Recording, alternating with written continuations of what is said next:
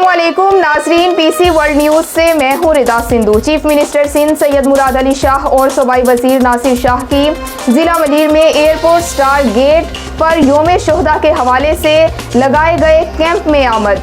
हमारे bureau chief Karachi Aurangzeb Ali की report के मुताबिक इस मौके पर डिप्टी कमिश्नर मलीर कमर लगारी भी मौजूद थे।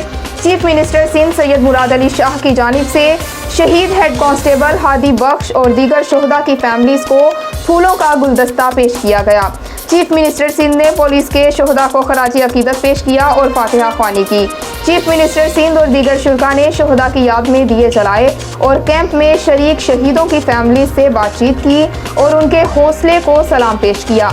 SSP मलीर ने चीफ मिनिस्टर सिंध की आमद का शुक्रिया अदा किया।